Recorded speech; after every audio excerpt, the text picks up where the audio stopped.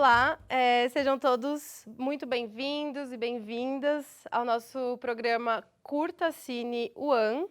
É o nosso novo programa e a gente vai trazer curtas-metragens em destaque que já estrearam, que já participaram de festivais por aí.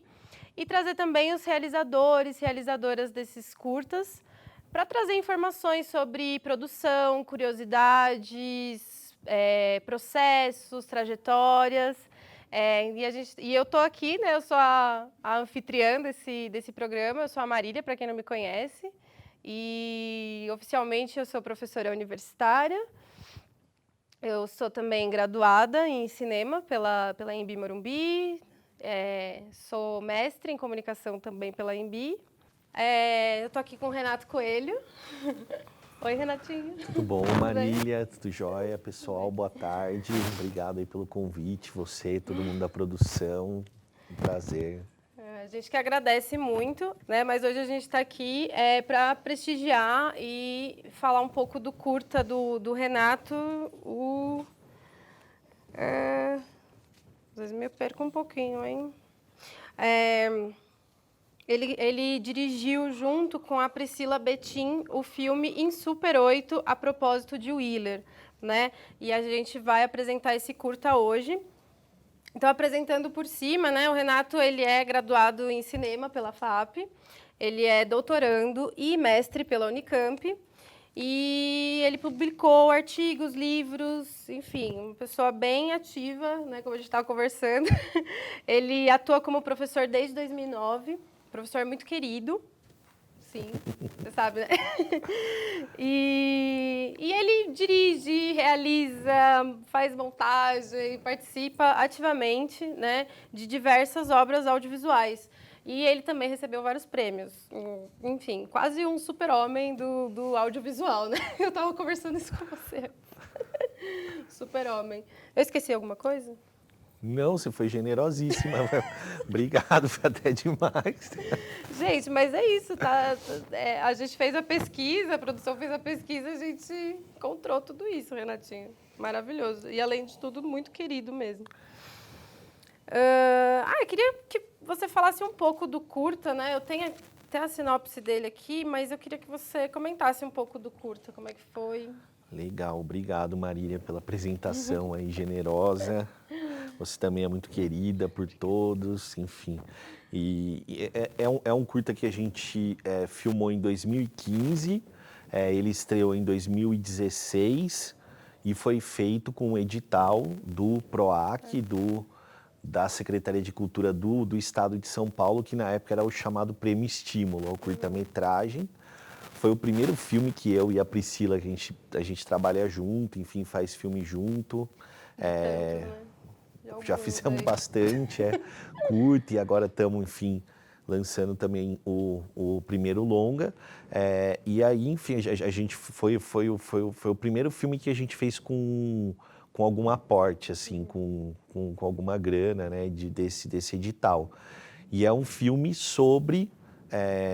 não é bem sobre o poeta Cláudio Willer, que é um poeta daqui de São Paulo, assim, ele já tem os seus 80 anos, ele publica desde o início dos anos 60, né? Poesia, é um cara que também é um tradutor, ensaísta, importantíssimo, assim, dentro do panorama da literatura brasileira, já há várias décadas, e é um poeta que a gente gosta muito, assim, a gente admira muito a poesia dele, porque mistura duas coisas que a gente ama, que ele é meio surrealista, assim, e é também meio beat, assim, meio beatnik, era amigo do Roberto Piva, dessa geração que ficou conhecida como geração 60, porque foi quando eles começaram a publicar os primeiros poemas e tal.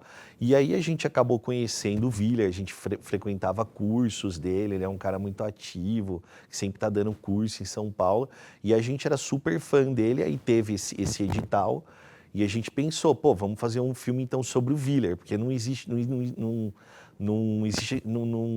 tinha nenhum filme sobre ele até então. Tinha meio assim, sobre a geração dele, ele e outros poetas, tal. Como se fosse a vanguarda ali toda, o Que é pessoal um filme, todo. que é um filme chamado Uma Outra Cidade, eu acho que é isso, dirigido pelo Hugo Giorgetti.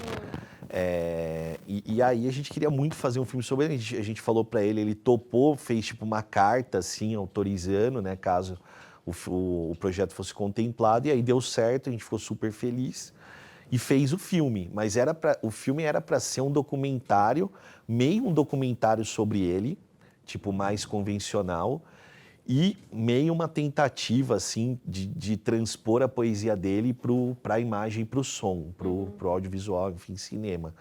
Só que aí quando a gente começou a fazer o filme, ele falou, eu não quero que faça filme sobre mim, porque já tem coisa sobre mim, outro filme lá que era sobre a geração dele, livro, tal. Falou assim, não, eu prefiro que vocês façam sobre a poesia.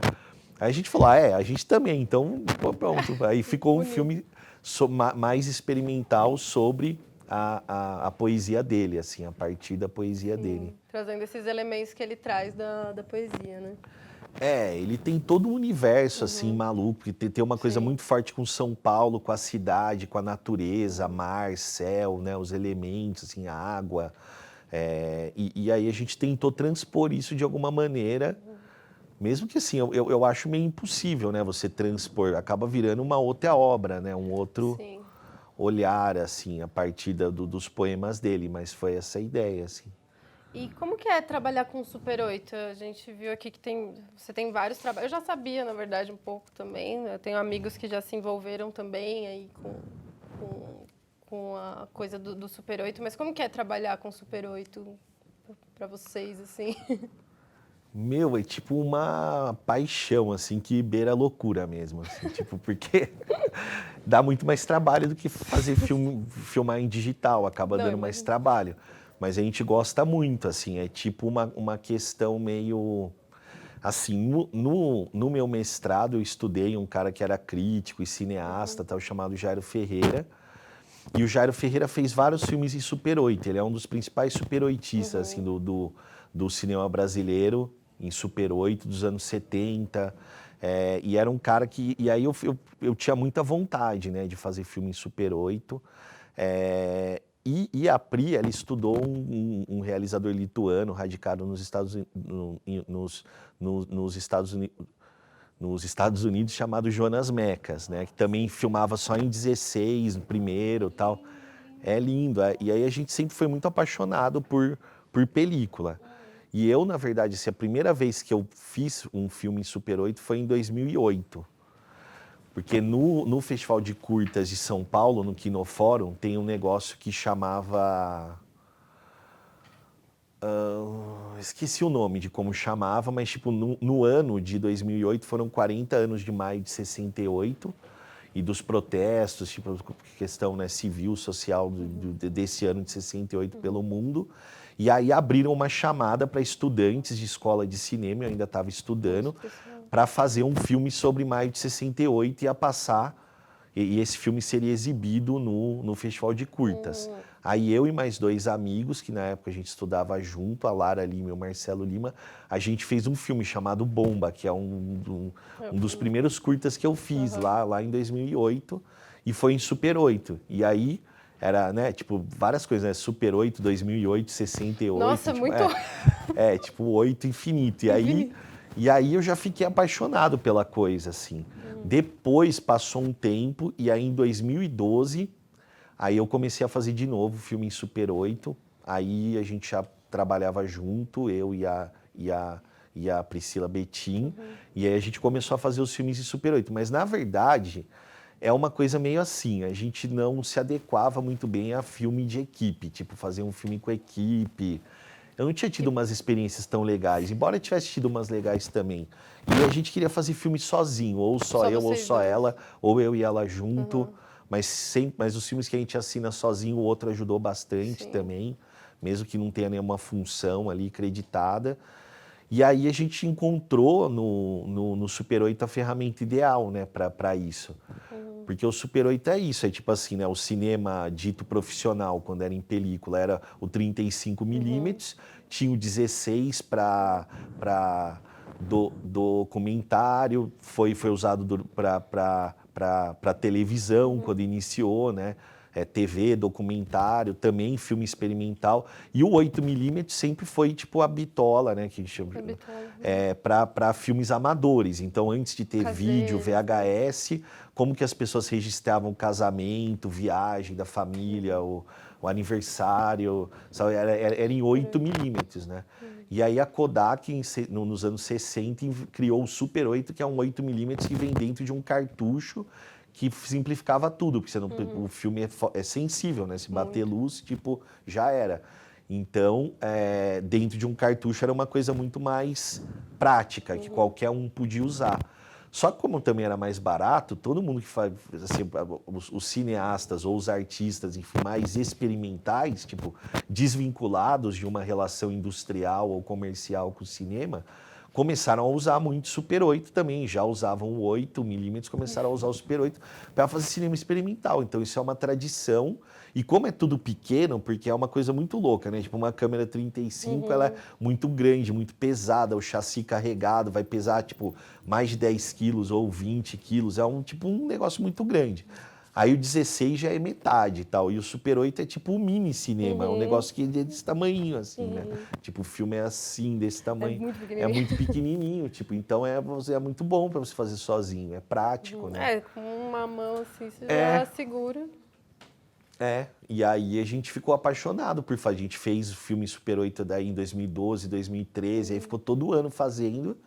Mas é um pouco assim, um tipo de pesquisa de linguagem que a gente foi desenvolvendo também, de tipo, né, porque é muito louco, cada câmera Super 8 e tem uma... narrativa também, né, porque não é tudo que dá para fazer, também não tem uma...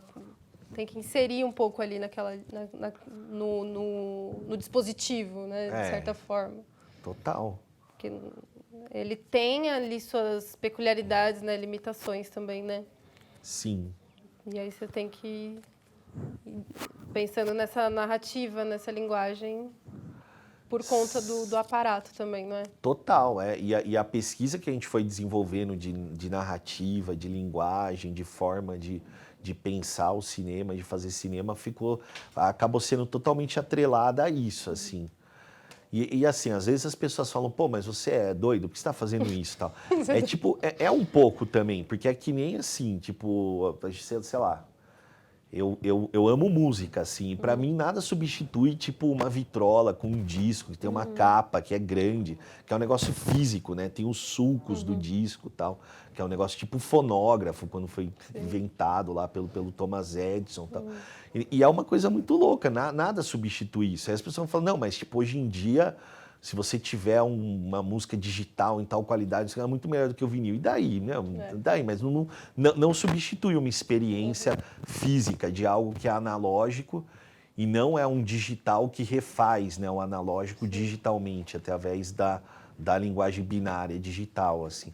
O filme é um pouco essa coisa, tipo, é um suporte, né, primeiro era nitrato, né, depois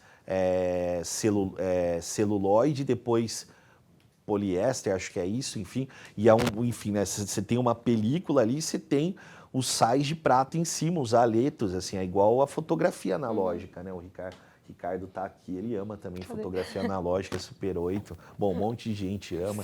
E o filme é isso, né? É um negócio físico, bate a luz e imprime ali. Então, fora isso, existe tipo, as câmeras Super 8, cada uma faz uma coisa diferente. Isso é muito legal. É tipo... Não sei se vocês vão lembrar, mas tipo câmera Lomo, né? Que teve aquele tipo um revival de câmera Lomo, que eram aquelas câmeras antigas da União Soviética, tal, nos anos 60, 70. E há um tempo atrás teve uma marca que meio que refez isso, né? Nem sei se ainda existe, eu sei que a loja aqui em São Paulo fechou, que tinha. Mas assim, cada Lomo faz uma coisa, tipo, tem uma fisheye, tem uma que tem 4 lentes diferentes, 8, que deixa a luz entrar de um jeito e o filme fica meio vermelho, né? Que faz um efeito de esfumaçar a imagem.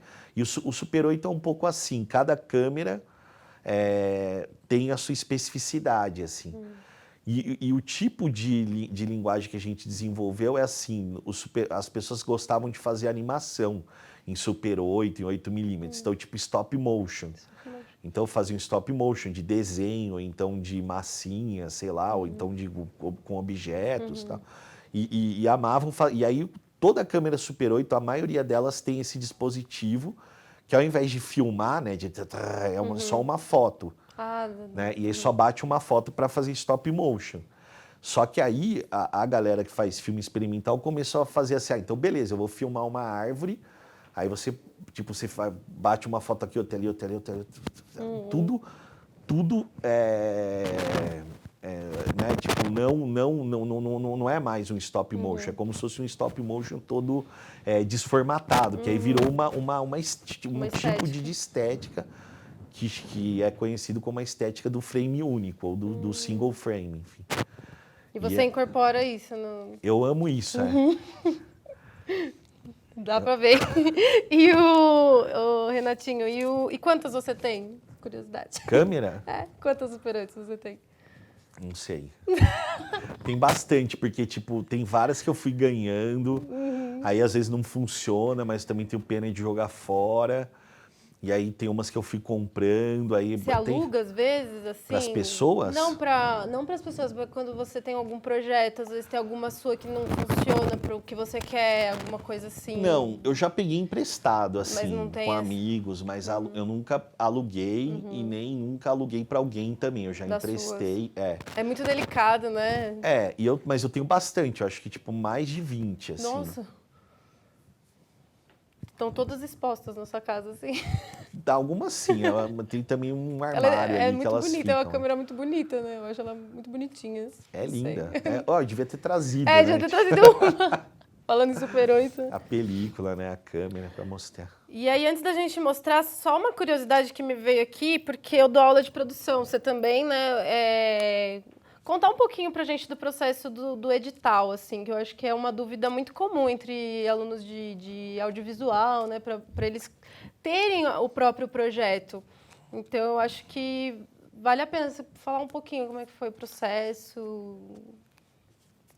Olha, assim, tipo, a gente sabe que cinema, né, custa uma grana, pode não custar também, isso depende muito, depende do que vai ser feito, mas na grande, né, tipo, a gente queria fazer um filme com o Cláudio Viller, que usar os poemas dele, tipo, a gente queria pagar, né, ele pelos poemas e poder... A valorização do artista, poder né? fazer o filme em película, aí você tem que comprar o filme, revelar, tudo mais. Então, nesse caso, era um filme que pedia, né, esse orçamento.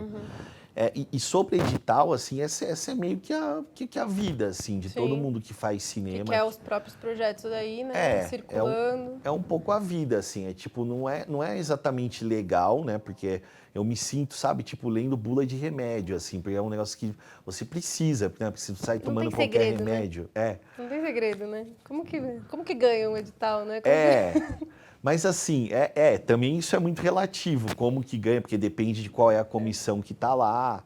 Mas assim, um edital, ele vai pedir, por exemplo, a pessoa pode ter um roteiro só. Bom, beleza, eu tenho um roteiro, o edital vai pedir um projeto, né?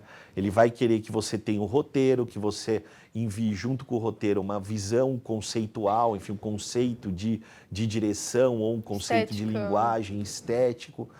Ele vai pedir que você mande seu currículo, o orçamento, o cronograma. O portfólio da produtora. O seu portfólio como realizador e o portfólio da produtora, né? Se for um edital que precisa ter uma produtora, e a maioria precisa, né, envolvida. Mas é algo meio técnico, assim. Na verdade, você tem que fazer algo nos moldes. E aí, assim, cada edital tem um perfil.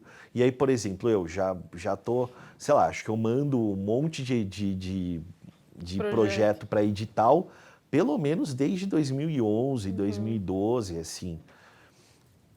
Então, você vai meio que entendendo também a especificidade de cada edital, né? Sim.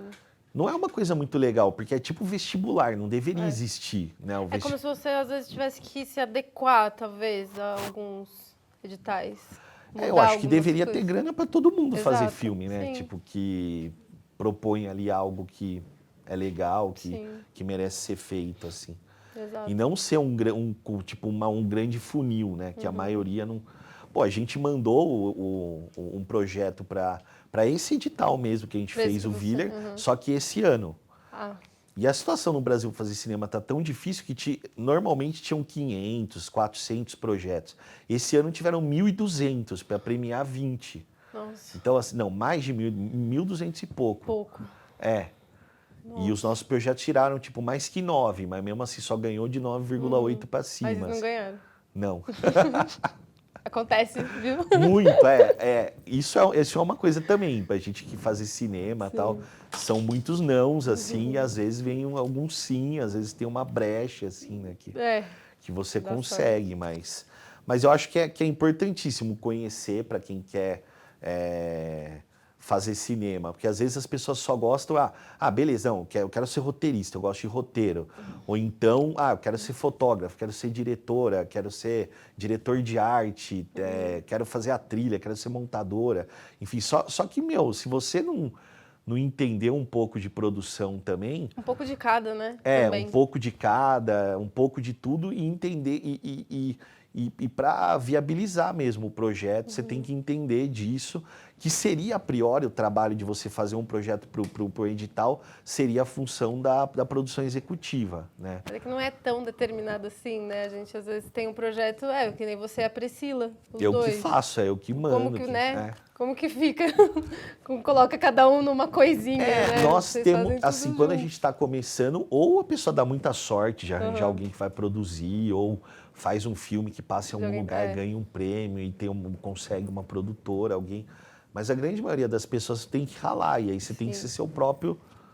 Você tem que fazer o projeto para mandar para o edital, isso significa que você também é produtor executivo do seu projeto, né?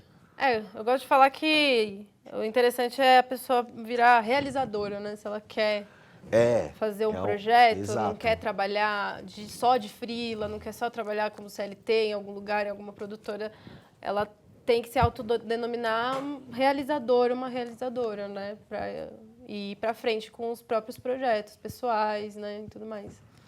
Total de acordo. É isso, realizador no âmbito geral, que né? É bem uma nomenclatura generalizada, né? E aí vai da pessoa ir pesquisando, né? A faculdade, por exemplo, dá uma base boa e aí a pessoa tem que ir desenvolvendo essas diversas áreas, né? E eu escrever projeto. E eu digo assim, não só como professor, mas também quando eu fui aluno e tive disciplina de produção, ou de produção executiva, ou de mercado, depende do nome, mas tem várias disciplinas mais voltadas à produção e à produção executiva que vão, invariavelmente, abordar essa questão de projeto, de edital. E é uma coisa que o pessoal não dá valor. E aí, quando se forma e fala, o que eu vou fazer agora? Eu quero fazer um filme. Sim. Putz, eu não prestei atenção naquela Nas aula aulas que falava como fazer um edital e tal, não sei o quê. E aí você fala, Pior agora eu tenho que perguntar para as pessoas. Tipo, Agora eu tem que tenho aprender de novo. muito ex-aluna que fala, putz, por que eu não prestei atenção naquela aula? Ou então vem me perguntar, eu falo, você não... Eu falei isso em aula. Falei que era pra... Mas enfim, eu acho que também é muito assim, a gente vai... Eu acho que a vida é correr atrás do que a gente quer fazer, do que a gente precisa. Quando chega o momento, você vai ter que aprender. Na raça, né? Alguma coisa... porque mesmo na faculdade, nas aulas, né? Ela dá uma base teórica. Então, é interessante que você pratique, né? E receba, assim, alguns sims, alguns nãos. E com isso você vai aperfeiçoando essa técnica também, como qualquer outra. É um trabalho como qualquer outro, né? Vai aperfeiçoando, vai errando, vai acertando, enfim. E aí, só para finalizar, que eu estava com uma perguntinha na cabeça. Só uma curiosidade, alguma curiosidade da produção desse curta que a gente vai mostrar hoje? Alguma curiosidade? Que ninguém saiba, enfim, alguma coisa engraçada, alguma coisa desafiadora. Olha, acho que tipo uma coisa engraçada, assim, porque o Willer, né, que é esse poeta, ele tem muito essa coisa da natureza na poesia dele. Então, sempre ele vai falar tipo de... e da cidade também. Então, e ele tem, assim, ele tem vários livros, tal, mas tem um livro dele chamado Dias Circulares, que é dos anos 70, que tem uma ideia de circularidade, assim, que envolve essa coisa meio urbana, aí vai para a natureza, volta, vai, tipo, mas é circular em todos os sentidos, mesmo a diagramação dos poemas nesse livro tem uma circularidade. E esse filme é assim, ele começa na cidade e aí ele vai indo para vários lugares viajar. Não é um personagem, é como se fosse uma visão através da câmera, que é meio que vai percorrendo lugares e tem também as poesias, assim, é como se fosse uma coisa meio onipresente. A ideia era tipo um ser, assim, que é esse ser meio poético, assim. E o filme começa na cidade, vai para a natureza e volta.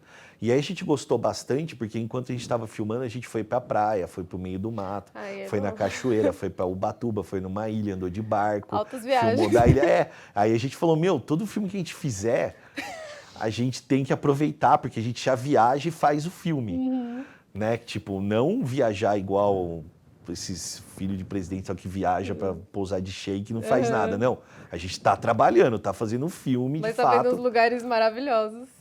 Exato. Mas aí a gente fez outros filmes e não deu certo também fazer isso, porque tem filme que é só em São Paulo aí. Mas é uma ideia, assim, né? Tipo, Nossa, é muito bom. Não, a gente gostou disso, né? Se fosse assim, sim. Tem uma pergunta aqui do Murilo Bronzeri. Como é o processo depois de filmado os filmes Super 8 até exibir? Se ele telecina ou amplia para 16 ou 35, etc. Como foi o processo de montagem e sonorização do curta? Legal, Murilo. Pô, ótima pergunta, cara. Murilo eu conheço, já foi meu aluno, abraço, Murilo. Assim, isso depende muito. Esse filme, como a gente fez? A gente filmou em Super 8. Tem uma outra curiosidade que é interessante também sobre esse filme. Murilo, eu vou dar uma volta, mas eu vou responder, tá? Só pra você não achar que eu esqueci. Eu e a Pri, quando a gente viaja, a gente gosta de ir tipo em mercado de pulga, feira de antiguidade, qualquer lugar que tem isso. Quando a gente chega num lugar, tipo em outro país, sei lá o que, é o primeiro lugar que a gente quer ir e a gente quer achar filme para comprar. E aí a gente compra filme, tipo, por exemplo, esse filme a gente estava fazendo o filme do Willer, tava tipo durante o processo de filmagem, que não foi de uma vez, e aí a gente foi viajar pro Uruguai. E aí no Uruguai, a gente foi numa feira de antiguidade gigante lá em Montevidéu, que é uma feira gigante, assim, de várias quadras, tipo, não é só antiguidade, mas tem também.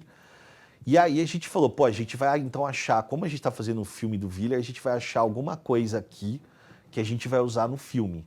Mas tem que ser pelo acaso, que é uma coisa que os surrealistas chamam de acaso objetivo. É mais ou menos você tá andando, flanando por aí, você se depara com uma coisa tipo que é um acaso, mas ela é objetiva dentro da perspectiva dadaísta ou surrealista, onírica, do sonho, enfim, e da ausência de uma razão cartesiana. Assim. E aí a gente achou um velho que tava tipo com uma banca assim no chão e ele tinha tipo um cabide pendurado num varal, assim, com uma roupa de toureiro. E aí aquilo lá, tipo, chamou nossa atenção. Eu falei, vou comprar esse chapéu de toureiro, assim. Só que ele não queria vender só o chapéu e eu também não ia comprar uma roupa de toureiro inteira, porque eu não ia conseguir levar embora e tal. E aí ele falou, do mesmo lugar que me veio essa roupa, eu comprei isso, e era um monte de lata de filme 8mm, né? Que é antes do Super 8. Um monte, assim, de lata, tipo, mais de 5 horas de filme. E aí a gente falou que era de São Paulo, né? E ele falou assim, eu odeio São Paulo, o Brasil só tem bandido. Eu falei, de onde você tirou isso? Mas o cara tinha os seus 80 e poucos anos, era meio... ele já acho que ele não era muito são, assim. E aí, né, teve essa história, a gente falou, a gente é de São Paulo, estamos fazendo um filme sobre lá e tal. E ele falou, não, isso é muito ruim ser de lá, eu nunca quero ir para lá, não sei o quê. Mas beleza. Muito ruim ser de lá. Isso foi engraçado, a gente deu uma risada.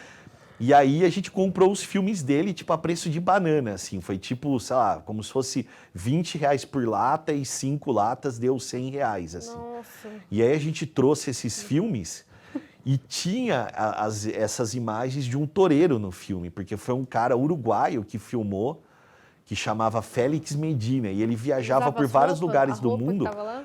Eu não sei Ah, o que tem a ver, assim, na real. Mas, tipo, a gente comprou essas latas, então a gente fez o filme, a gente usou também imagem de arquivo, quer dizer, imagem encontrada no Found filme, footage. found footage, que são essas imagens 8mm. E respondendo o Murilo, como que a gente fez? Agora que eu vou juntar tudo Agora. a pergunta com a gente pegou o que a gente filmou em Super 8 e revelou, né? Revelou normal em um laboratório que foi lá, como aqui no Brasil os laboratórios fecharam e naquela época, isso foi em 2015, já tinham fechado, né? A gente teve que levar para fora do Brasil, para os Estados Unidos, nos arredores de Hollywood, lá numa cidade que chama Burbank, tem um lugar chamado Pro 8mm, que é um dos laboratórios mais legais, assim, mais importantes, que revelam Super 8 e revelam 16mm também. Eles revelaram, por exemplo, aquele filme Argo, que ganhou o Oscar, dirigido pelo Ben Affleck, né? Tipo, eles revelaram esse filme e tal. E eles são muito bons. E a gente levou, então, respondendo o Murilo, a gente filmou os filmes em Super 8 e levou lá para os Estados Unidos junto com os filmes 8mm que a gente comprou no Uruguai, que eram os filmes do Félix Medina, que aí a gente pôs uma tourada no filme por causa dessa história do acaso objetivo, ter uma tourada no filme. Sim. Não que a gente goste de tourada, né? Um sentido crítico, assim, a tourada, até porque o Willer tem todo um lado ambientalista e, tipo, militante nesse sentido. E assim, e aí a gente revelou lá, escaneou o negativo, né? Na época foi em 2K, e montou depois o filme. O Murilo perguntou como a gente montou, né? Então a gente escaneou em 2K e aí vira um filme, vira como se fosse um arquivo digital, né? Vira um arquivo digital, mas com a textura do filme. Ainda com a textura E aí a gente montou digitalmente. E o processo de sonorização, enquanto a gente estava montando, a gente montou o filme, o Caio Lazaneu, que você conhece, que foi nosso colega, meu querido amigo. Beijo, o Caio. Beijo, Caio. Meu amigo, meu vizinho de muro. Enfim, nossa, sério? É um irmão que a vida me deu, enfim. Mas a gente montou o Caio, a Priscila e eu. E aí a gente meio que fez uma sonorização para montar. Então já tinha os poemas, a entrevista que a gente fez com o Willer e gravou também, e sons que a gente foi pegando, outros sons. Por exemplo, tem uma poesia que é ele lendo no filme, mas que é de um arquivo, é uma poesia que está num programa da TV Cultura dos anos 80, por exemplo. Então a gente usou essas coisas, né, que aí teve que pagar direito também. Às vezes algumas coisas de arquivo também, né? De som. E música também, que a gente usou, tipo, música do Ravi Shankar, Lamont Young, umas músicas que já existiam. E aí, quando a gente terminou de montar, a gente já tinha a ideia de chamar alguém para fazer o trabalho de som, um trabalho de desenho de som aí, de fato, em cima dessa montagem meio rudimentar de som que a gente tinha feito. Porque é diferente de um filme de ficção, você filma, ou de um documentário convencional que você filma e tem o som direto. E esse som direto já serve como guia para você montar, porque tá ali o som do mundo que você capta, das pessoas dialogando. E aí depois você vai pensar em pôr trilha, em desenho de som, enfim.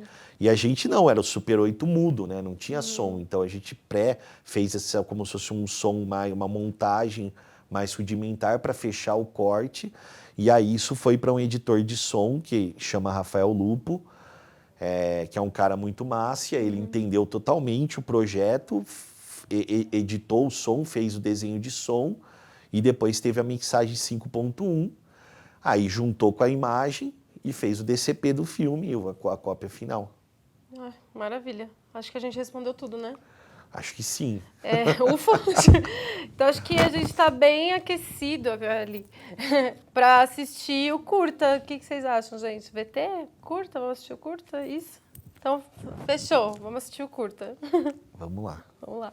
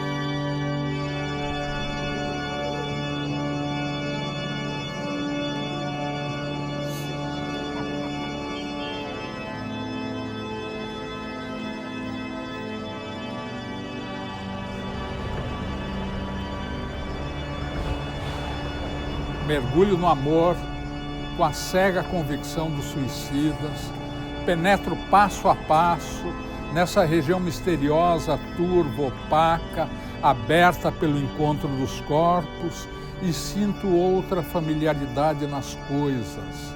Esta calma permanência dos objetos, agora formas de lembrar-se. O mundo que se reduz a traços da presença, a realidade que fala ao transformar-se em memória. Tudo é conivência e signo, o espaço, uma extensão do gesto, as coisas, matéria de evocação. Qualquer coisa treme dentro da noite, como se fosse um som de flauta, e a cidade se contorce e se retrai mais uma vez ao abrir-se para este turbulento silêncio de olhar frente ao olhar, pele contra pele, sexo sobre sexo.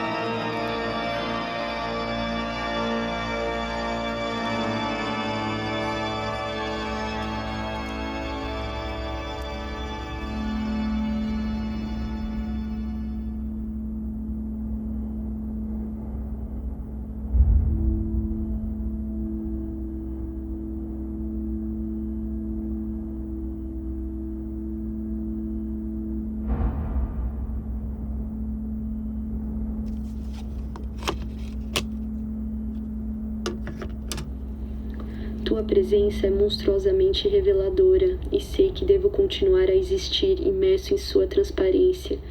Às vezes, a própria distância é um encontro. As horas alaranjadas do dia podem ofuscar e a radiação dos signos irá despertar-me de vez. Tudo flutua no olhar, apontando para a descida sem limite.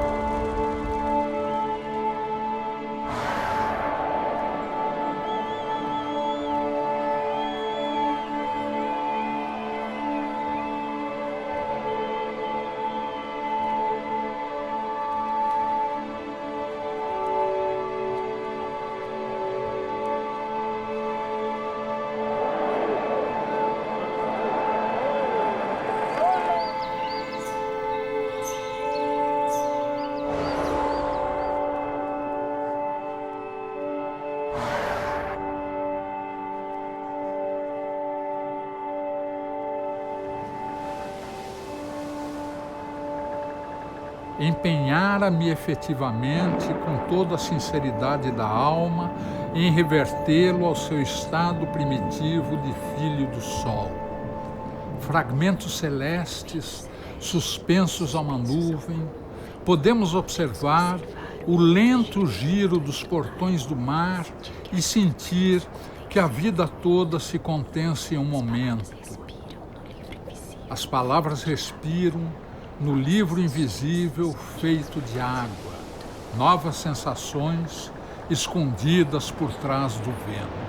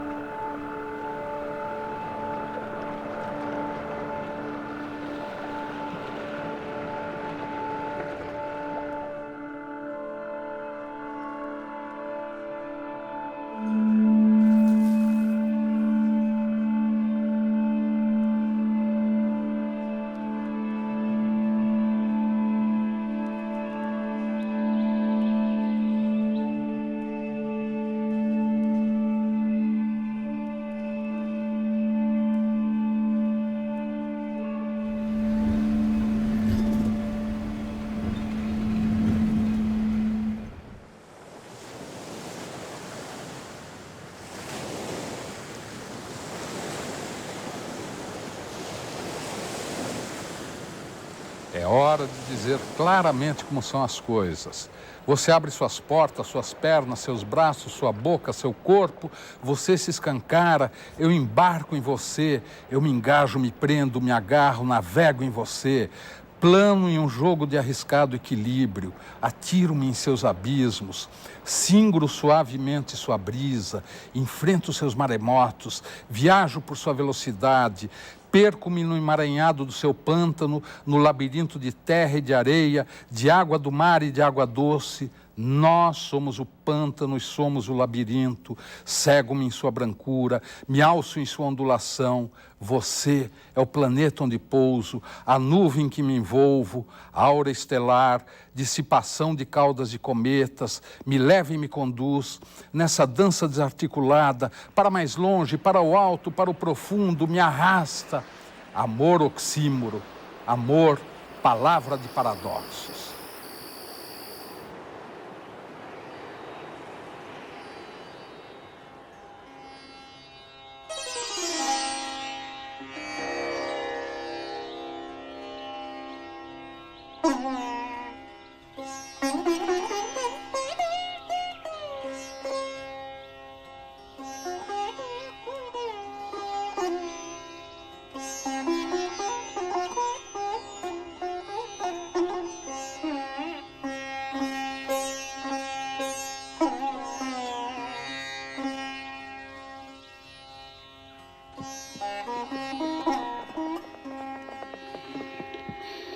nosso espaço é o espaço do terrível, o pântano, varrido por ventos mornos, atravessando os flautins de sargassos, a noite definitiva e o grito congelado.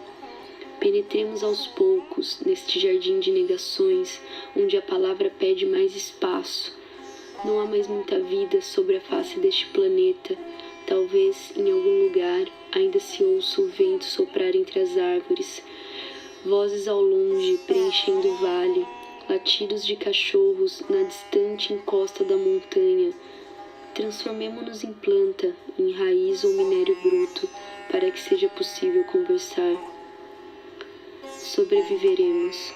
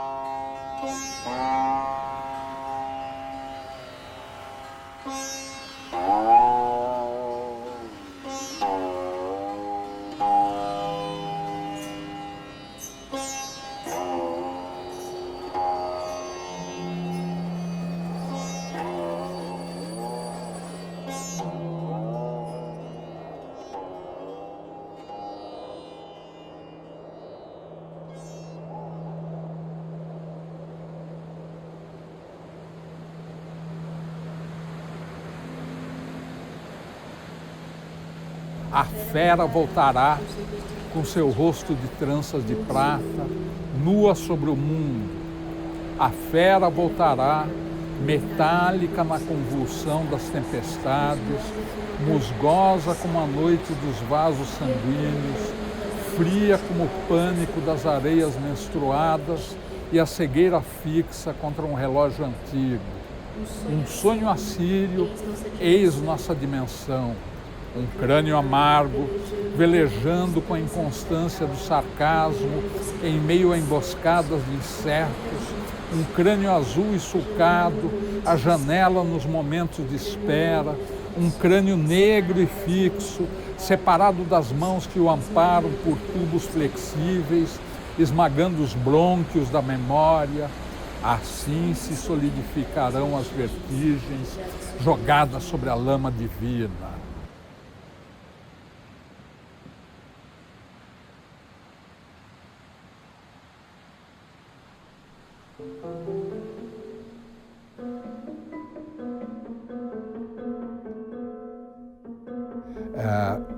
Poesia mais fascinante orgia ao alcance dos corpos, é isso?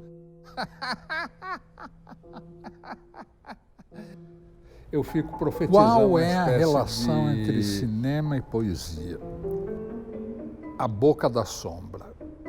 Que a conexão coincidiu com o Masao Ono chegar para mim.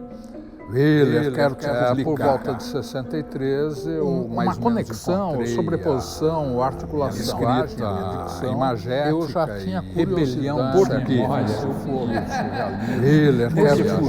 Vou ler a primeira parte. A poesia é oral. Memória escrita mais aos Miller, né?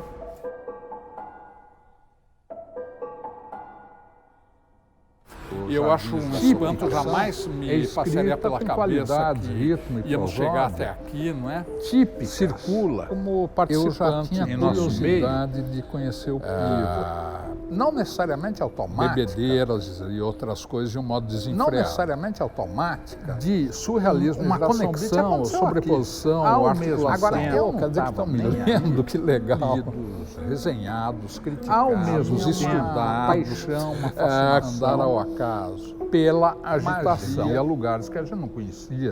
Sobre Flanar, por exemplo, sair de Apocalipse, uma quantidade de poetas. estar no Belenzinho, sempre ao mesmo aqueles lados, seguir em frente, a gente tinha uma imaginação. Vila Maria Zélia, Vila Operária, nós apelidamos de Cidade Fantasma. A gente fazia coisas inenarráveis. Nós éramos terríveis. Isso eu nunca contei publicamente.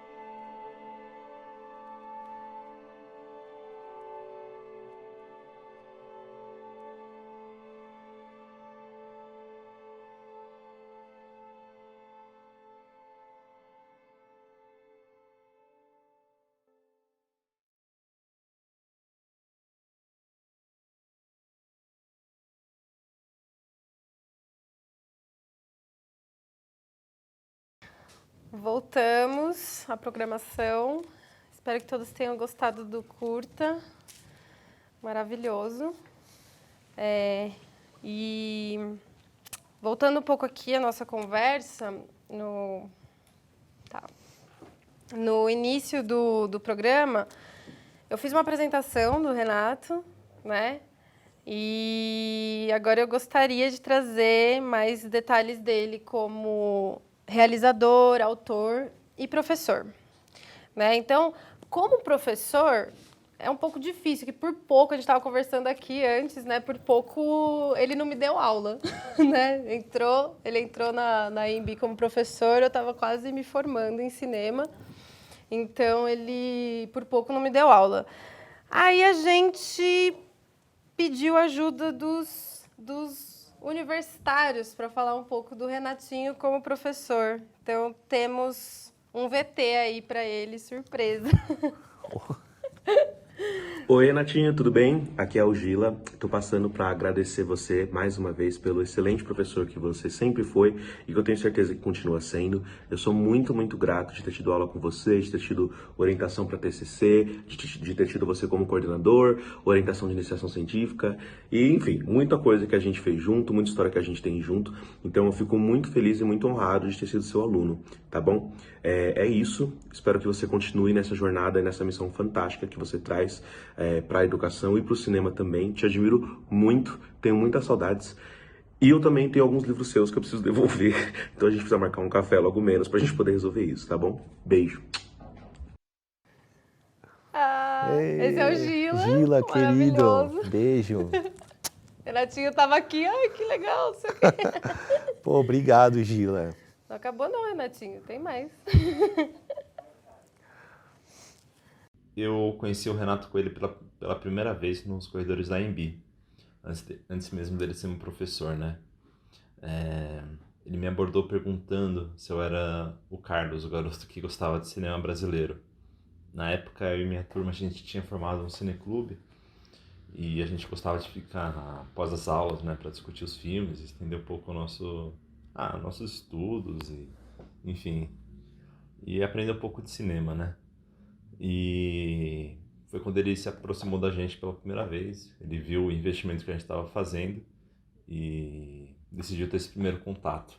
E foi muito engraçado na época, porque eu não reconhecia ele como professor, então eu achava que ele era um aluno, porque ele ficava com a mochilinha dele para cima e para baixo, enfim, ele acabava se mesclando muito entre a gente. E no semestre seguinte ele acabou se tornando nosso professor pela primeira vez. Tiveram algumas vezes que ele foi nosso professor.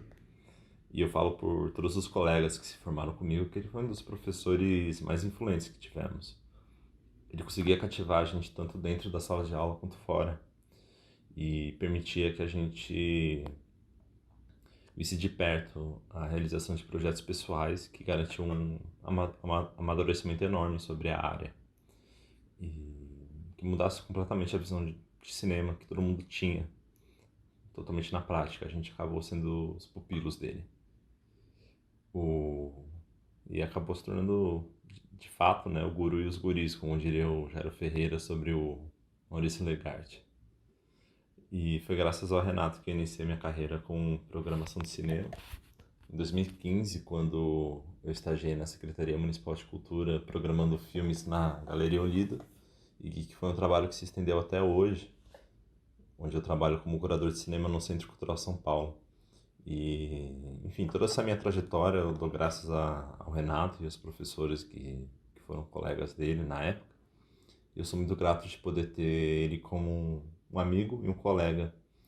Espero muito que no futuro essa parceria se estenda para novos projetos. E eu agradeço bastante ao convite da Marília e um abraço, Renato. Carlos, abraço. Bonito, né, gente? Ele Pô, falou. demais. Pô, Carlos, brigadão. A gente tem um projeto junto, vamos se encontrar amanhã.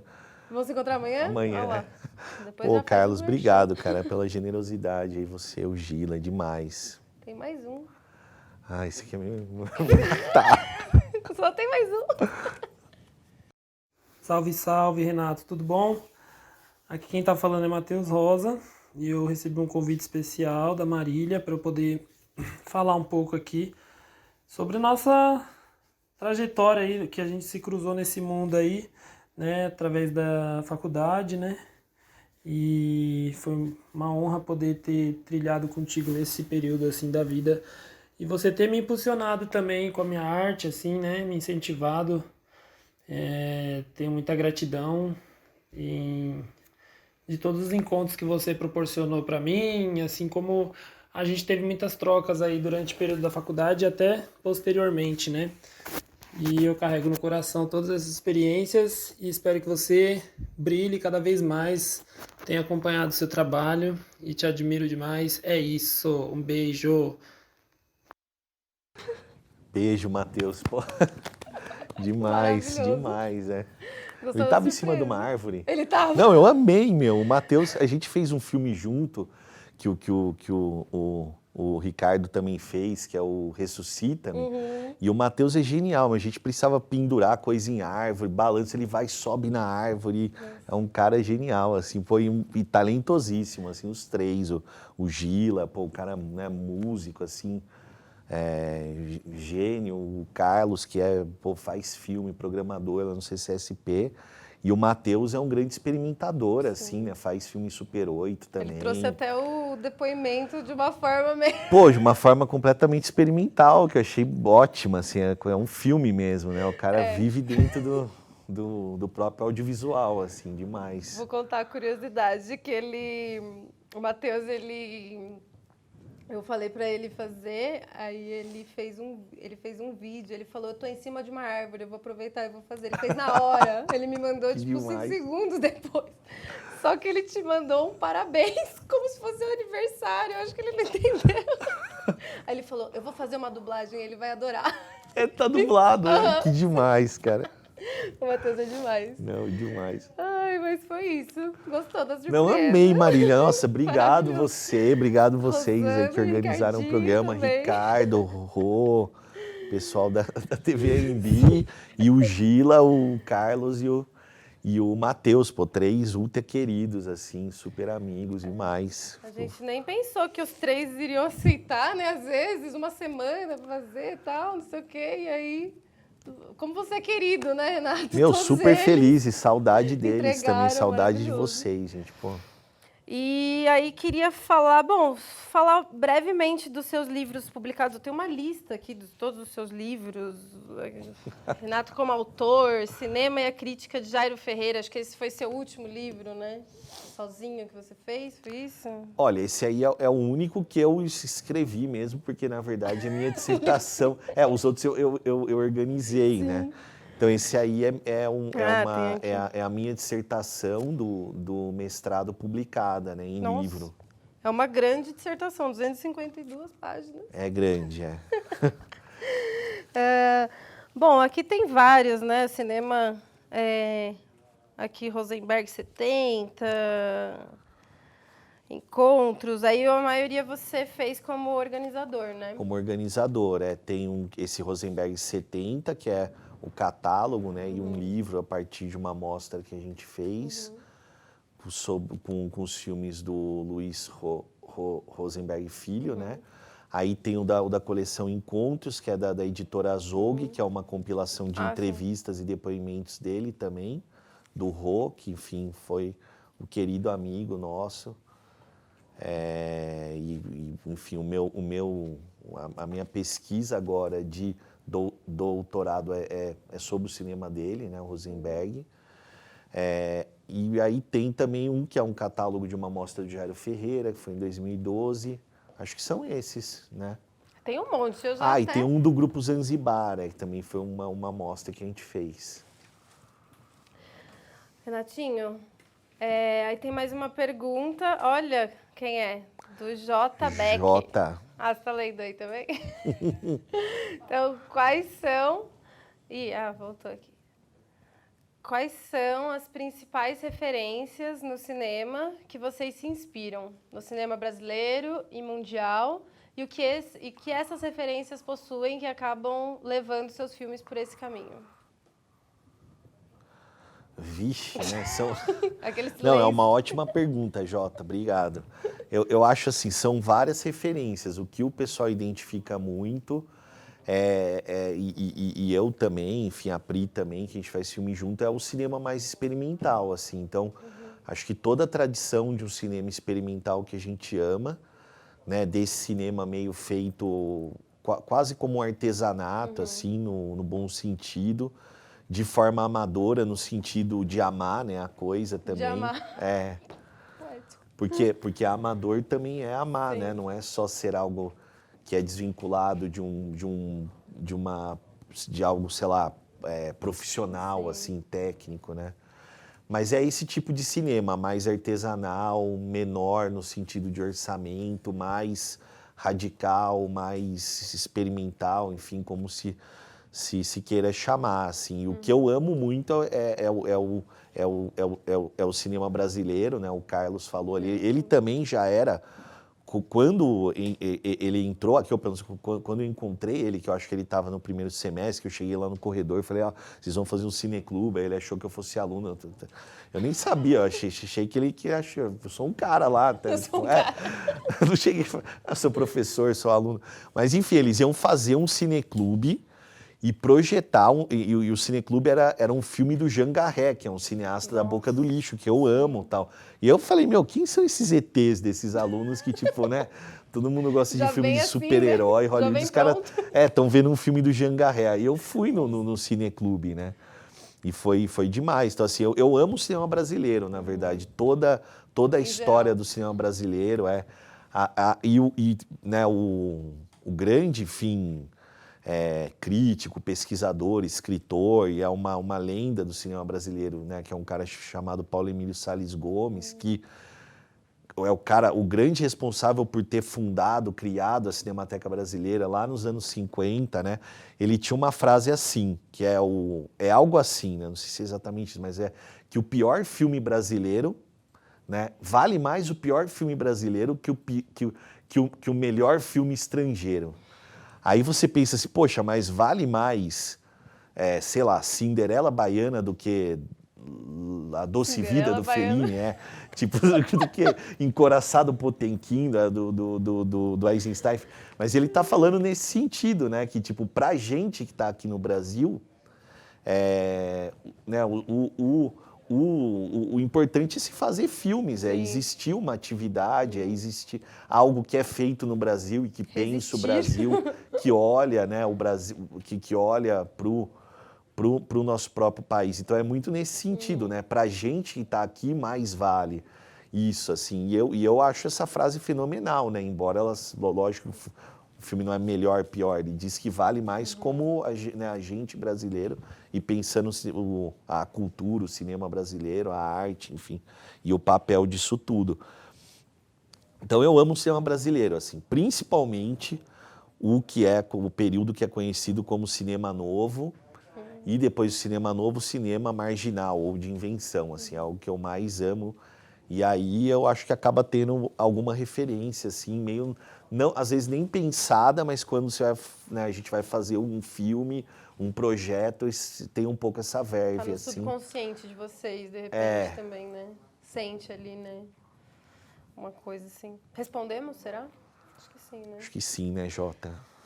Bom, temos aqui uma lista de prêmios do Renatinho também, muitos prêmios. O Renatinho é muito premiado, gente. Antes disso tudo eu não sabia. Bondade sua, Marília. Bondade... Não é bondade minha, tá escrito porque é verdade, Renatinho. Então aqui, Estúdios Churubusco, Prêmio 2020 Core Faculty, Artístico Luta Vive, Atos da Moca, Destaque... Prêmios do Júri, Ressuscita-me. Esse Ressuscita-me você falou agora. Ressuscita-me a gente fez junto, a gente fez tipo um coletivo, que era eu, o Ricardo, que está aqui, e outros colegas na época da AMB. A gente fez esse coletivo, era eu, o Ricardo, assim, o núcleo meio central, né? Era eu, o Ricardo, o Tomás Pedro, o Caio Lazaneu, o Ivan Ferrer Maia, ele foi meu professor. E alguém que eu tô me esquecendo, porque tinha mais um. Isso que dá, né? Quando vai falar bem, Ricardo, me ajuda. Quem mais era do Atos da Moca? Cadê o Ricardinho? O Marino. O Marino. O Alexandre Marino, O Ale Marino. Tinha a galera que fazia som também. O Felipe Bonfim também. Eu ia falar isso.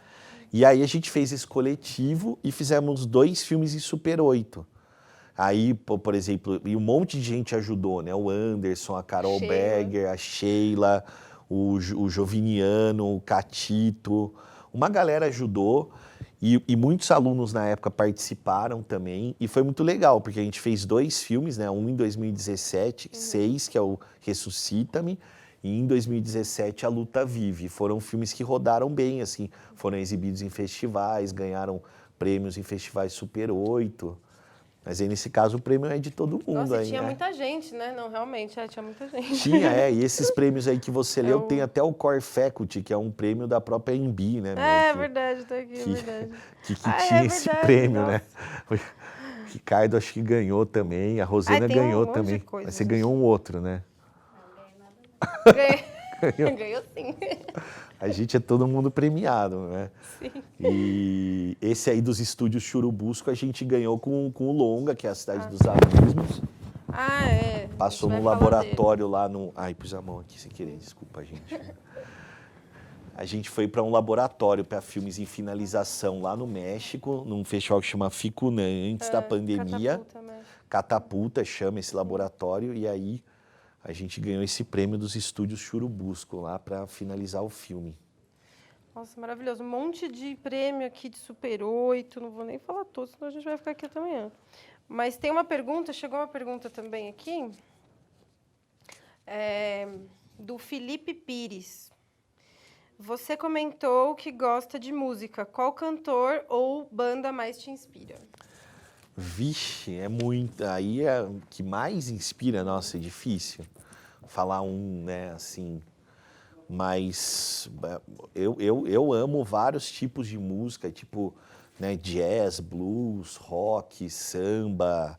MPB. Talvez para falar por exemplo, eu falaria tipo Cartola, assim, eu amo Cartola, Sim. eu acho genial. E você traz um pouco dessa vibe, talvez, dessas músicas. Você também gosta muito de música brasileira, né, pelo que você está falando. Música também, brasileira gosto né, muito, nacional, assim. Acho que respondemos. Bom, eu queria, na verdade, agora estou sem fichas, mas eu queria... A gente falou um pouco de cada coisa. Eu deixei por último falar um pouco do seu longa novo, né? Que eu acho que é o seu primeiro longa. Eu queria que você falasse um pouquinho pra gente. A gente também tá pensando, a gente vai passar o teaser. Conta pra gente, Cidade do Legal. Abismo, né? Então, é o nosso primeiro longa, enfim, pela nossa produtora, que chama Cine Diário. A Cine Diário sou eu e a Priscila.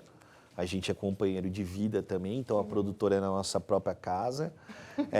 Foi um grande desafio para a gente, porque, como eu comentei, a gente vinha já há uns 10 anos, né? A gente está junto há 11 anos, mas há uns 10 anos a gente vinha fazendo os filmes em Super 8, e ou era eu e ela fazendo, e eram filmes mais experimentais, ou como foi o do Viller, teve o Caio que montou, o Rafael Lupo fez o som, Chamando mas tipo, algumas pessoas, né? eram equipes pequenas.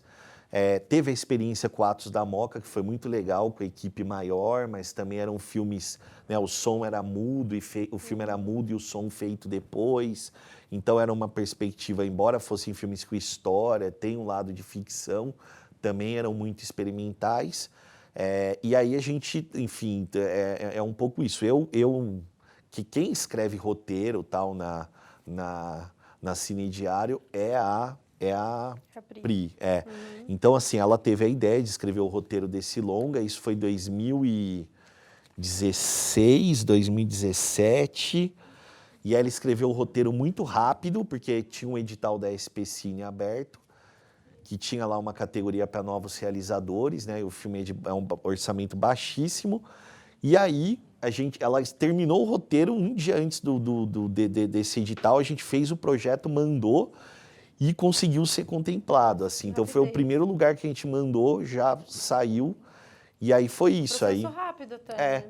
E aí, não, isso foi em 2017, aí em 2018 saiu, né, a verba, a gente filmou em 2019, aí foi todo esse desafio porque a gente não trabalhava com diretor de arte, diretor de fotografia, era meio a gente fazendo tudo. Então, né, a gente...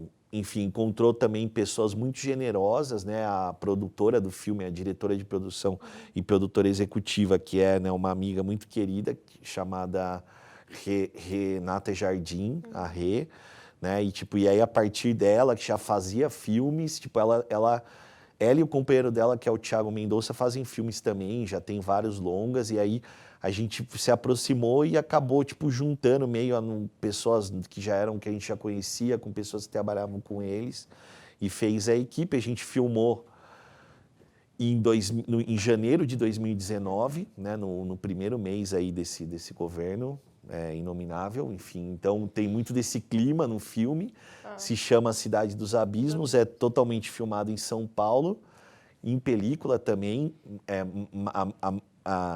uns 80% do filme em 16mm, e tem partes em Super 8 e uma cena em 35mm também. Então mistura, né, as três. A assim. câmera grandona. E tem uma curiosidade, já que você pergunta sobre curiosidade. Eu adoro essas coisas de curiosidade, gente. A gente filmou a cena em 35mm com a câmera, que era de uma grande referência nossa, tá, Jota, que você sabe, que é um cara, também era um querido mestre e amigo, que infelizmente já se foi, chamado Andrea Tonati. O Andrea Tonati tinha uma câmera, que ele filmou um dos filmes que a gente mais ama no Brasil, no cinema brasileiro, que é uma das maiores obras-primas do mundo, chamado Bang Bang, que é de 1970. E o Tonati filmou o Bang Bang com essa câmera, que é uma Arri, que é uma Arri 2C, que é de 1964, ele comprou, sei lá, em 66 e filmou os primeiros filmes dele, o Bang Bang. E a companheira do Tonati, que é uma grande montadora do cinema brasileiro, que é a Cristina Amaral, que a gente também é muito amiga, ela emprestou a câmera pra gente e a gente filmou essa cena com ela, assim, foi uma grande emoção. Meu Deus. Muito. E aí o filme é isso, é um longa que conta história, é meio experimental, também tem essa verve experimental, Meio. mas é porque tem também o né, aqui essa coisa experimental, mas é um filme com história, com atores, atrizes, personagens, né, tipo do começo, meio e fim e tal. É um filme de ficção. Enfim, ele estreou agora em agosto num festival lá em Portugal, chamado Indie Lisboa. Foi a estreia mundial e fez a estreia nacional no Festival Olhar de Cinema, que é o festival lá de Curitiba. E vai estrear em São Paulo, que é a cidade dele, então a gente está muito feliz, em novembro, nas salas de cinema, no Festival Mix Brasil, né, que é um grande festival, acho que é certamente o maior festival latino-americano sobre cultura e resistência LGBTQIA+, assim, então a gente está muito feliz que vai passar no Mix. E aí a gente tem o teaser, né? Vamos passar o teaser.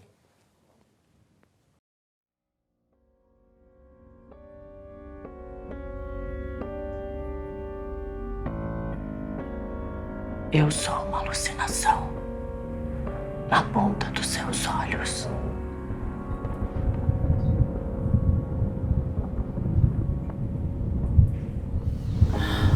Vou respirar fundo e imaginar que a gente está numa cena de um filme com essa parada de perseguição.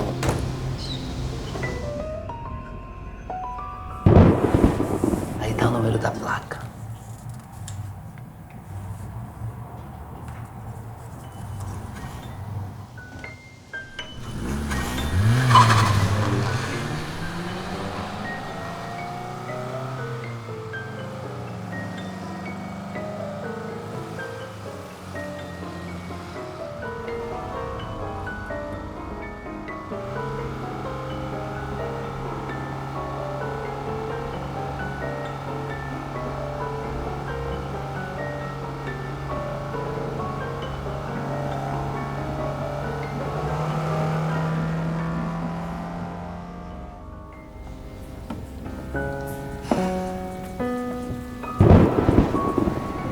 Cagoule, maintenant tu dois partir.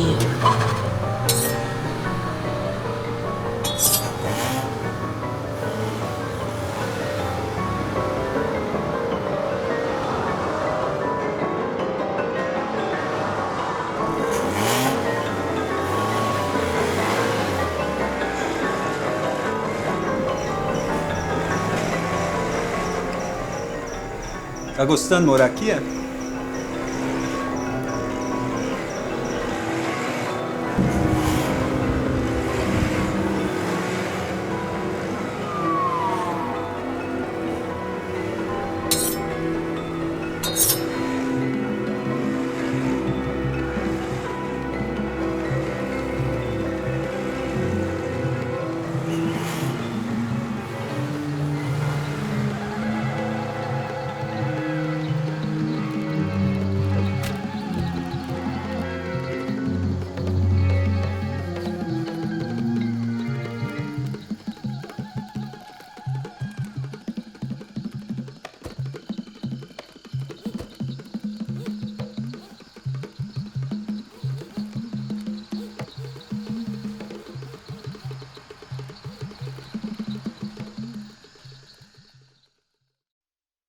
Nossa, um teaser maravilhoso, né? Já deu dá até pra ver um pouco da experimentação ali que vocês estão inserindo um pouquinho já nesse teaser. Esse barulho de carro, né, que fica no fundo, meu Deus, muitos sons, maravilhoso. O Caio que montou, Caio que montou? Não, montou o filme e esse teaser. Esse teaser também. Então, em novembro, a gente aqui de São Paulo... Em novembro, no Festival Mix Brasil. Ainda não sei os dias nem onde, mas sei que é em novembro. Renato, então, chegou uma pergunta do Bruno Lucchesi. Por que você acha que hoje em dia filmes em analógica são tão esquecidas e por que tem um certo fetiche com a digitalização de mídias em analógico ao invés da conservação delas? Eu acho que essa é uma pergunta que a gente tem que pensar um pouco no Brasil mesmo, né? Numa coisa de talvez não se valorizar a história, né? Porque se a gente for ver a própria situação da Cinemateca Brasileira, sorte que agora o Ministério Público obrigou lá os caras a contratar de novo uma gestora e contratar as pessoas novamente, porque estava 2 anos fechada, né?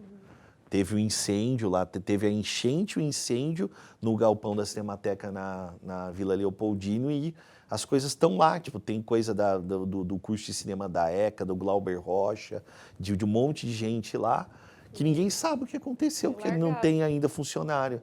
Então, assim, por que a gente destrói, né, aqui no Brasil, por exemplo, por que São Paulo derrubaram tudo, toda a história, todos os prédios? Por que enterraram os rios, né? Uma cidade que tem centenas de rios soterrados que viraram esgoto, tal. Por que a gente destrói o Pantanal, a Amazônia e tudo, né? Eu acho que é um pouco isso, assim, não é só o filme analógico, tal, é uma Pro macro. tem alguma coisa do Brasil que despreza a história, assim, que a gente tem que lutar contra isso, porque se a gente não vai, né, a gente vai lá, não dá o valor às questões históricas que precisa ser dado, e aí teve uma ditadura militar que acabou há 20 e poucos anos e que querem voltar de novo, né? Assim, então, eu acho que tudo está ligado e a gente tem que se conscientizar disso e ser resistência a isso, né? Assim, É uma coisa que só migrou para essa área, mas que já acontece. Em tudo, muito, né? Eu tinha pensado assim, realmente. Temos mais algumas perguntas? Eu vou finalizar. Você quer falar mais alguma coisa? Fazer mais algum comentário? Ai, gente, quero só agradecer pelo convite. Foi uma honra, um prazer agradecer Rosana, Ricardo, todos, né, os colegas, o Celso, todos vocês da TV AMB. Obrigado, gente, pelo convite. Obrigado você, Marília. Você é ótima, me fez ficar emocionado aqui com os queridos. Obrigado, Gila, Carlos e Matheus. Foi um conjunto de emoção. Nossa, 3 queridos, cada um de uma época, assim, sabe? Tipo, né, eu já tô dando aula na EMB, vai fazer 8 anos, né, agora em janeiro. Então, é isso aí. Obrigado você demais, meu. Adorei esse bate-papo, foi muito legal. Então eu também agradeço ao Renatinho. Foi uma delícia o nosso papo. Agradeço a produção. Eu só quero agradecer tudo. Pode finalizar, gente? Só para ter certeza. Então, só quero agradecer a oportunidade também. Me diverti muito, aprendi muito. Espero que todos vocês, perguntas maravilhosas surgiram, muitos comentários. E, enfim, Renatinho é maravilhoso. Parabéns pela sua trajetória de vida, de verdade. Obrigado, Marília. Você também é maravilhosa, ótima e tamo junto aí. Tamo junto. Obrigada.